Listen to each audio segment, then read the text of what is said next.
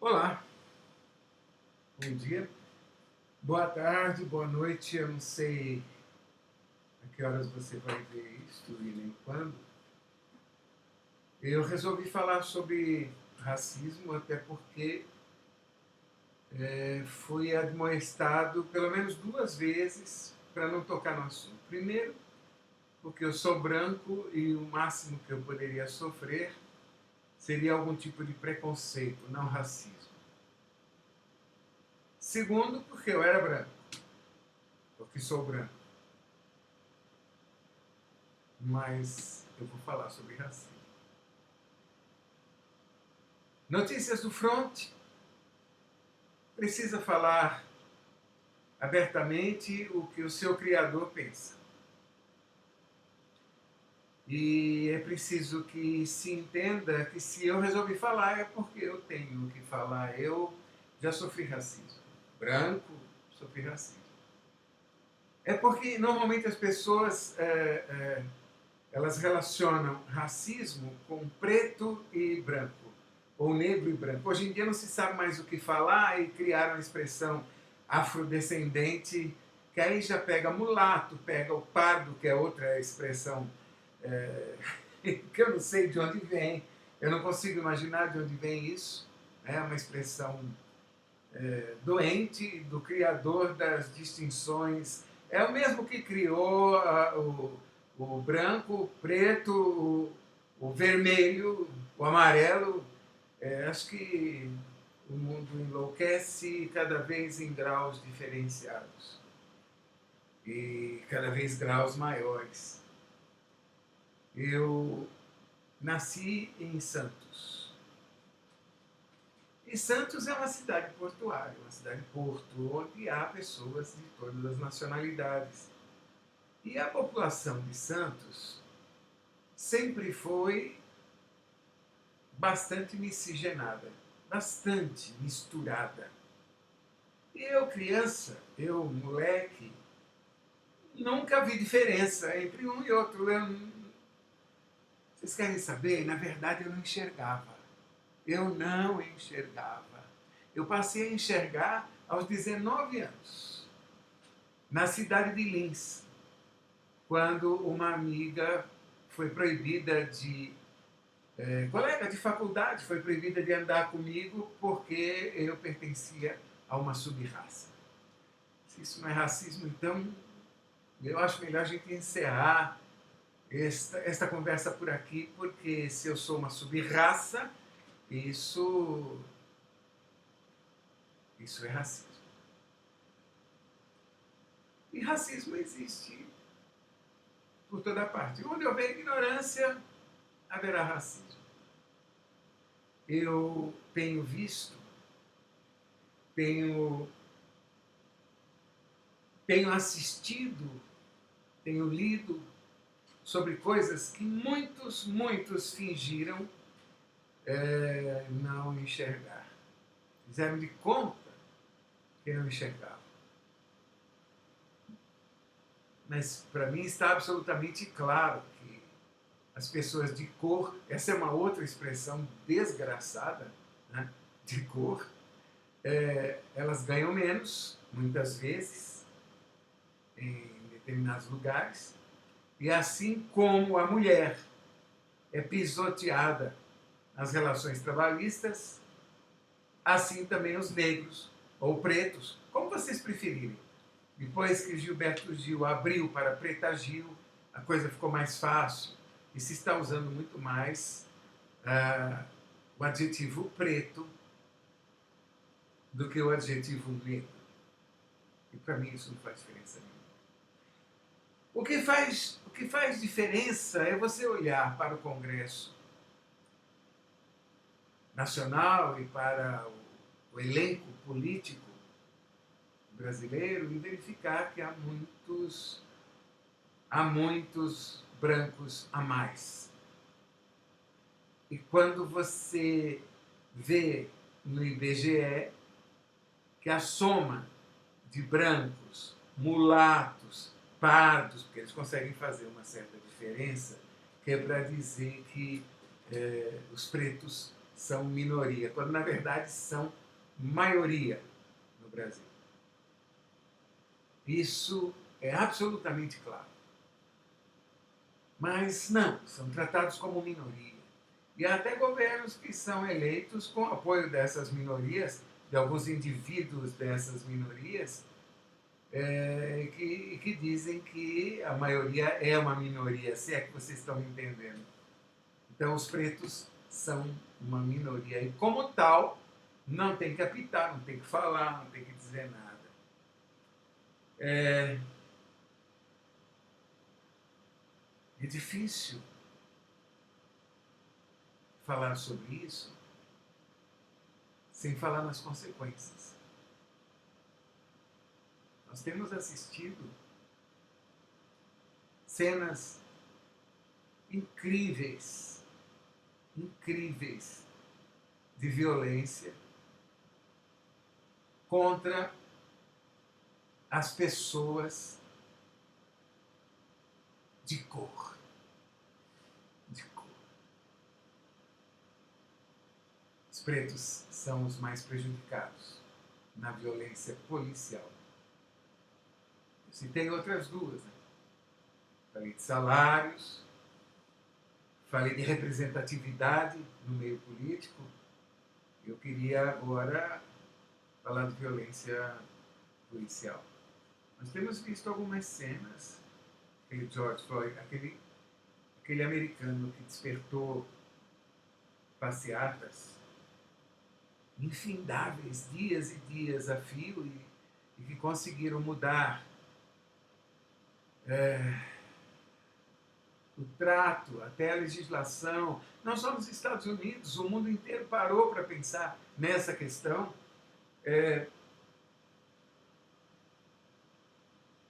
Parece que nós estamos em guerra. Vamos voltar um pouquinho.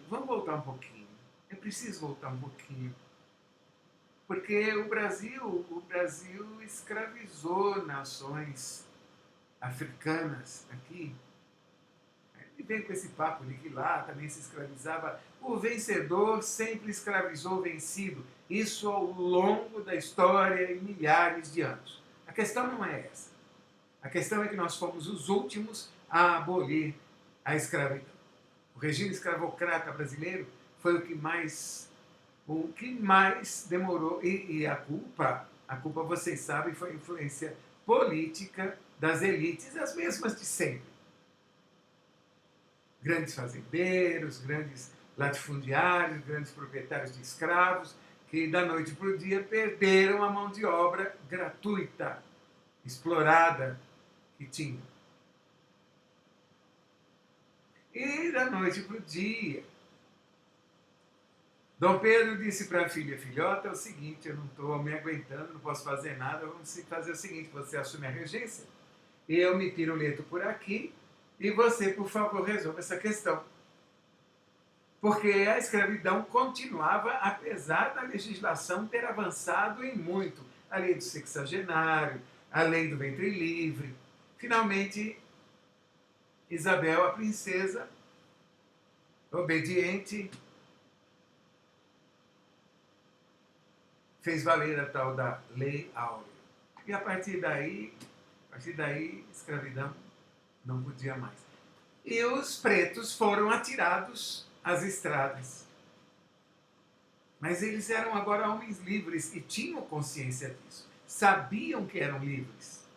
Se alguém lhes oferecesse trabalho por um prato de comida, jamais iriam aceitar. E ao lado deles, quem estava ao lado deles, eram os filhos dos latifundiários, dos grandes fazendeiros, que tinham ido à falência, as mais das vezes tinham se matado por causa da falência, e que também estavam perambulando pelas estradas. Os pretos foram jogados à própria sorte. E é claro que os brancos, e depois os pretos, à semelhança dos brancos, eram acolhidos na casa dos culpados, porque filho de culpado e meu não passa fome. E surgiu aquele indivíduo que não passava fome, mas também não trabalhava, malandro. E os negros, ou pretos, ficam meio perdidos para saber o que falar, porque não há mais legislação a respeito. Ninguém se dá o luxo de falar salve Gilberto Gil. Salve Gilberto Gil. As pessoas se viravam como davam e aceitavam qualquer coisa para sobreviver, para de alguma maneira corresponder àquela acolhida que lhes era dada. E formaram-se os aglomerados. E os anos foram passando, e não é que é uma tremenda coincidência de nós verificarmos hoje que na periferia das grandes cidades, à exceção da bela Salvador, que nós encontraremos guetos, pardos, morenos, mulatos, pretos, em grande maioria entre os mais pobres. Não é uma coincidência. A falta de oportunidades. A falta de oportunidade para essa gente que nasce pobre. Quero ver nascer pobre e subir. Aí você é capaz de me falar do Pelé. Muito obrigado, eu agradeço. Mas não me fale em exceções. Porque nós estamos tratando de um assunto muito sério. E a exceção não é o nosso mote. É a regra que é o nosso mote. Então, a pobreza se casa com a questão do preto, do pardo, do mulato, do moreno. A palavra preto é proibida, a palavra negro também é proibida. Fulano é aquele moreno que está lá, aquela morena. Negra retinta, aquele moreno, aquela morena. As palavras são proibidas por puro preconceito. Tem muito mais. Eu não pretendo abarcar nem arranhar o assunto. Eu só tenho que tocar nesse assunto. Porque na minha qualidade de santista, de ter passado a infância em Santos, eu não via isso. Eu acordei lá em Lins. Quando fiquei sabendo que eu era uma sub-raça. Aí fiquei sabendo. E ao ficar sabendo, Fiat Lux, eu comecei a enxergar. Comecei a ver. Aí eu descobri que havia japoneses, chineses e havia afrodescendentes. Quando essa minha colega disse que a família não queria que ela saísse conosco porque nós éramos de uma sub-raça, falei, mas vem cá, você não é brasileira? Olha que estupidez a minha. Que estupidez a minha. Para mim ela era igual, até então eu não tinha reparado nos olhos dela, não tinha percebido diferença, ela era igual a mim.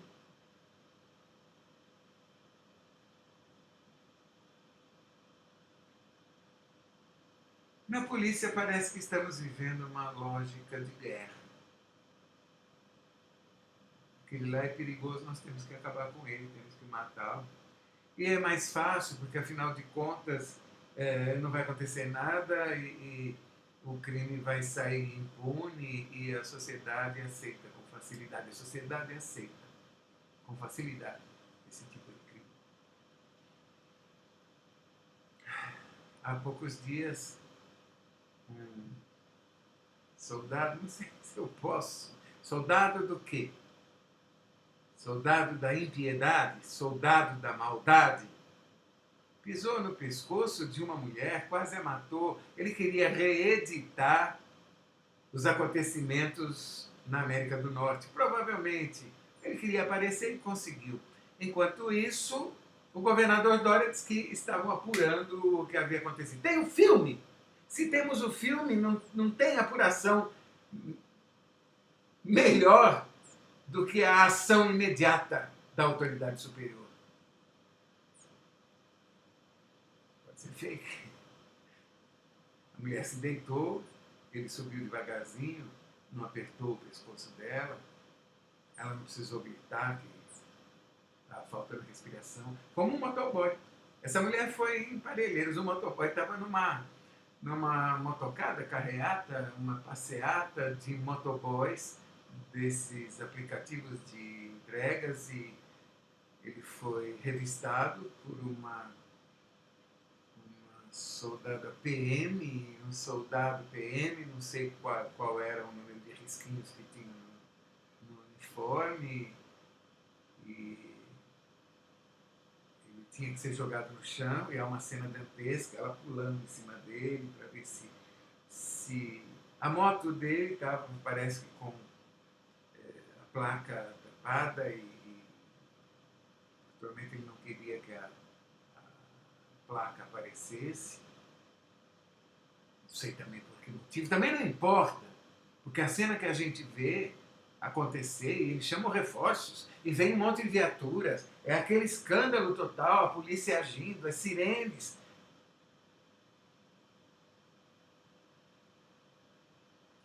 O racismo está ali. Porque o suspeito é sempre aquele. Tanto o caso da comerciante quanto do motoboy estão sendo investigados. Estão sendo investigados. Precisa investigar? Já não dá para saber o que aconteceu ali? Em São Paulo, na Bahia, no Ceará, em Pernambuco, no Rio de Janeiro, parece que nós temos os casos mais fortes. Eu não vou falar de miscigenação com índios, eu não vou falar em miscigenação com pessoas de outras origens, de origem asiática. Eu estou falando dos pretos e dos brancos, dos black e white. Assunto tão bem abordado por aquele fantástico artista, Michael Jackson. A questão é muito séria, muito grave, porque envolve desumanidade. Eu, por ser vegano, eu estou num patamar diferenciado. Meu patamar é outro, é diferente deste. Porque eu não consigo dar mais valor aos seres humanos do que eu dou aos cães, aos cavalos, às formigas. São seres vivos. Existe vida ali. E neste planeta, você tem que aprender a respeitar a vida. Porque a vida é o que nós temos. Somos todos iguais. A olhar para o cachorro e ver seus dentes, seu nariz, seus olhos, seus pelos, sua genitália, sua barriga, eu vejo que eu tenho a mesma coisa. Então, como é que eu, branco, posso olhar para um preto e achar que é diferente? E pior, achar que é inferior a mim? Porque tem quem ache. Em nome de um negócio que a gente chama de especismo, e também ligado a um outro negócio chamado antropocentrismo, que coloca os seres humanos num patamar superior. Eu estou num patamar diferente porque eu já aprendi, eu já senti, eu já descobri, eu percebi que não há diferença entre nós e os outros animais. Somos todos parceiros. Quanto mais entre os brancos e os pretos. Lindos. Lindos, como são todos os seres humanos. Lindos. E como são todos os cães, todos os cavalos, todos os gatos, todos os sapos, todas as cobras. É mesmo aquela naja.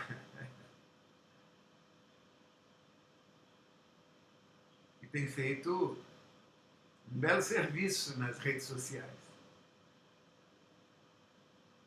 Aí eu fico me perguntando, tantas vezes, qual é a saída desse buraco em que nos enfiamos? Bandido bom é bandido morto. Esse dístico está aí, está posto.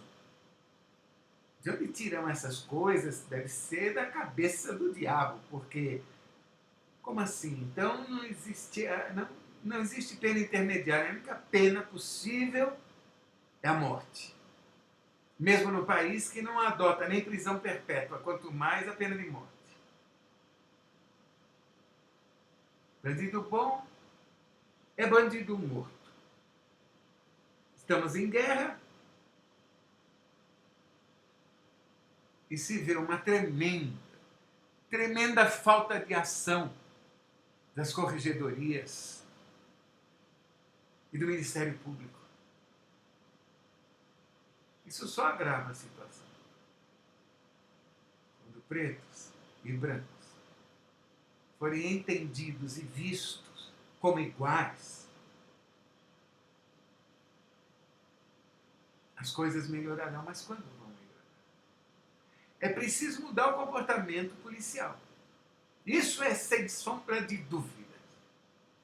A Polícia Militar parece que está agregada a um modo de pensar muito estranho. Ontem um tenente informado da polícia foi abordado por policiais e tratado como se fosse já um bandido declarado. O que você tem aí no bolso? Pode tirar aí do bolso, porque eu não vou pôr a mão no seu corpo imundo. Assim, eu pago meus impostos, eu acho que todos pagamos os impostos para termos serviços. O Estado tem que nos devolver isso em serviços. Serviços de saúde, eu não quero engasgar com o riso amargo do sarcasmo. Tem que nos devolver em saúde, em educação, em segurança. Que segurança eu tenho? Se aquele camarada para o qual eu compro uma arma, um uniforme e pago um salário, usa tudo isso para me atacar. Que segurança eu posso ter? E aí você vê que eles elegem os pretos, os pardos, os mulatos, os pobres, como alvo preferencial. O alvo preferencial. E aí você olha na cor desses policiais. E você que aprendeu comigo a saber que existem brancos, pretos, pardos, mulatos, se espanta ao perceber que há muitos negros, pardos, mulatos nas forças policiais. Talvez a polícia militar deva ser extinta. Talvez essa seja uma medida que deva ser colocada com urgência no rol das políticas públicas a serem desenvolvidas. Para começar a diminuir o problema.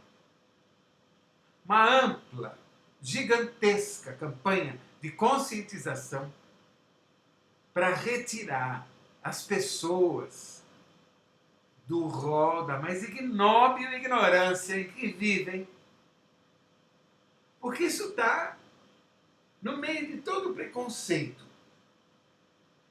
E por meio desse preconceito, da homofobia, por exemplo, entre meio disso tudo, brota essa coisa perversa do racismo, em que alguns se julgam superiores a outros por causa da cor da pele. E aí eu me pergunto o que foi que aconteceu com Michael Jackson naquele vitiligo desgraçado que o fez perder até o nariz.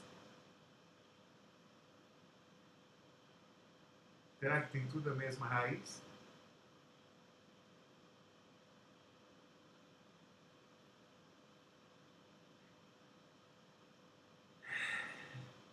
Eu espero, nesta fala, ter levado algumas coisas para meditação, para pensamento,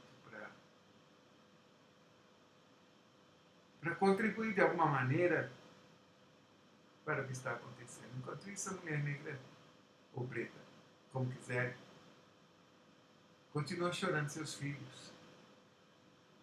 Lá na favela, onde juntou a pele com a falta de condições educacionais. As igrejas deveriam contribuir, mas elas só querem que as pessoas contribuam com elas. Os pastores e os padres deveriam estar à frente de uma mudança, mas não estão à frente de mudança nenhuma. Alguns se pronunciam muito bem, outros se calam. Então cabe a nós.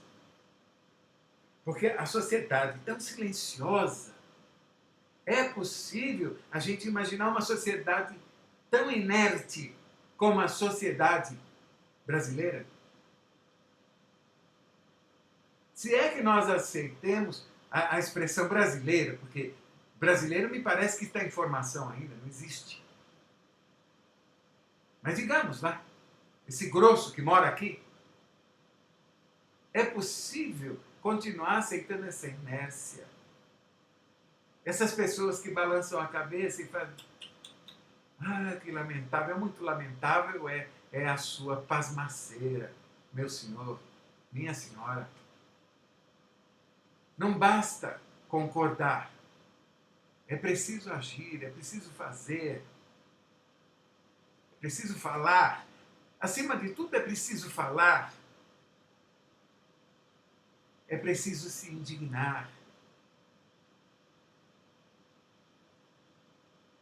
Para que a gente não tenha que vir aqui falar daquele garoto de 15 anos que foi assassinado por